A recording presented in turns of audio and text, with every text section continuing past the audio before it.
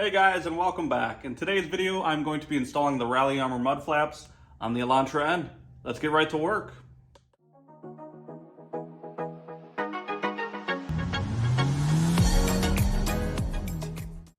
All right, just a quick overview of everything that comes in the box. You got your mud flaps, you got your stickers, you got your hardware, and you got your instructions, which if I can, I'll put a downloadable link in the description so that way if you ever need these for yourself in the future, you can get them right off the video. Okay, and just a brief overview on the tools I'll be using today. Flathead screwdriver, 11mm socket, ratchet, a short Phillips screwdriver. I'm also using a drill with a Phillips on it, 21mm to take the lug nuts off for the rear tires, and a breaker bar or whatever tool you might use to take the wheels off. So the first one we're starting with is a passenger front. What you're gonna wanna do is turn your wheel to the side that you're working on. So the wheel here is turned all the way to the passenger side. We have 3 screws we gotta get out. So you're just going to take your Phillips, unscrew them here.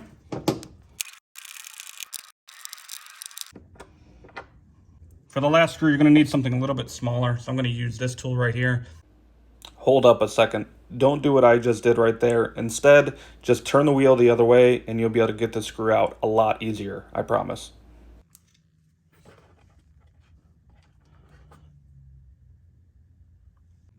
After you get those 3 screws out, you're going to get your mud flap for the wheel that you're working on. This one is the passenger front. The end logo is going to be facing the rear of the vehicle. Then you're going to take your screws that you need. For the front, you need 1 long screw with a washer, and then we're going to have 2 short ones with a washer as well, a spacer for the inside, and the bracket for the outside. So now that you have everything you need, what I'm going to do is I'm going to take the mud flap along with the bracket. I'm going to line it up on the outside here. For the bottom one, you're going to use the bottom hole. Line it up, put your screw in, start hand tightening, just so that way you can get it mounted up there so you don't have to keep holding it. So I'm going to get these tightened up just a little bit and try to level it out the best I can for now. And then we're going to get to the other bolt here in a second. Going back to these screws on the outside here, I did want to mention that I actually put the stock screws back in there. The ones that come from Rally Armor are a silver, and I did not like the way they looked, so I swapped these back out for the stock bolts. With that being said, the one on the inside here, you're not going to be able to use the stock one because you're going to need the longer screw. In comparison, just to show you, this is the stock one, and that is the one you're going to need for the inside. Also, for advice on the inside bolt here, you are going to have to put this piece behind the mud flap, and then the screw and the washer are going to go on the other side and hold it down together.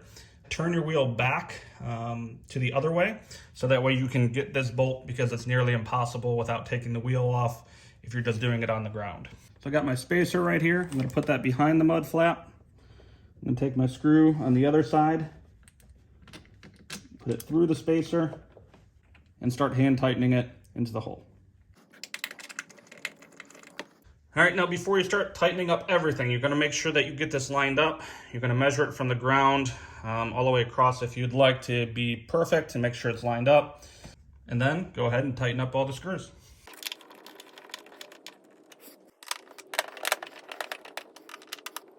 All right, with those tightened down, we are all done with the passenger front.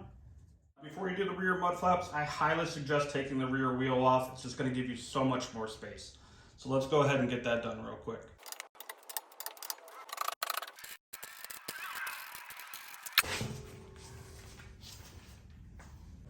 All right, now that we got that wheel off, we have every bit of room that we could possibly need to get this done. Take the Phillips head here and just spin these off real quick. Now, just like the fronts, I do plan on reusing those stock bolts just because I feel it looks a lot better with them being black rather than the silver.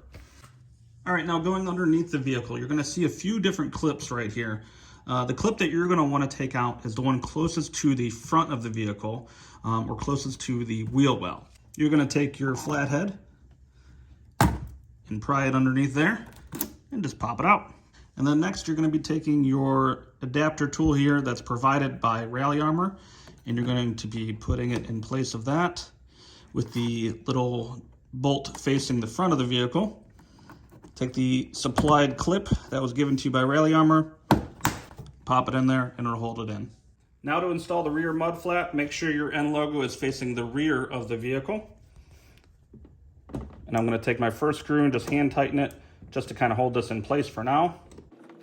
And then I'm going to take my 11mm nut that was provided by Rally Armor and to put it on this little bracket to hold that there for now.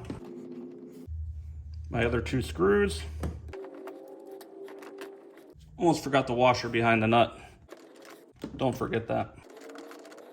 All right, after you have all your screws and nut in place, make sure that you line this up accordingly. If you want to raise it, go left or right with it, however you want to do it, because after you put this on and you put the wheel back on, it's going to be very difficult to adjust this afterwards. All right, so I'm pretty happy where mine is at right now. You might want to hold it just to kind of keep it in place and then at least tighten it down with one of the screws just to get started. And then also tighten down your 11mm nut here onto the bracket. All right, now after you get these all lined up to your liking, go ahead and get everything tightened up and then put the wheel back on and we'll be all done with the rear.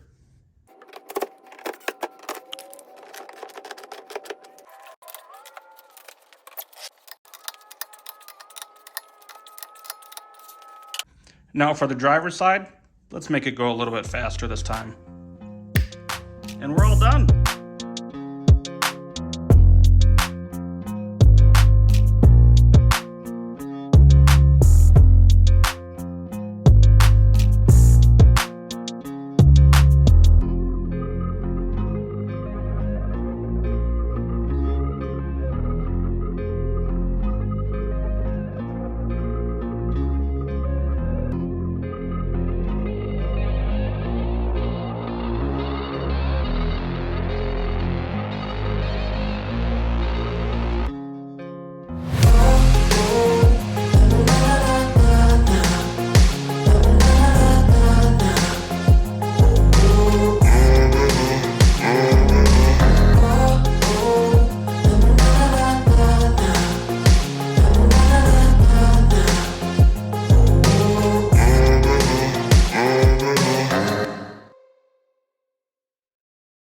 All right, guys, I'll have to say that was pretty simple to do. And if you're doing this on your own, you should be able to get the job done in less than an hour.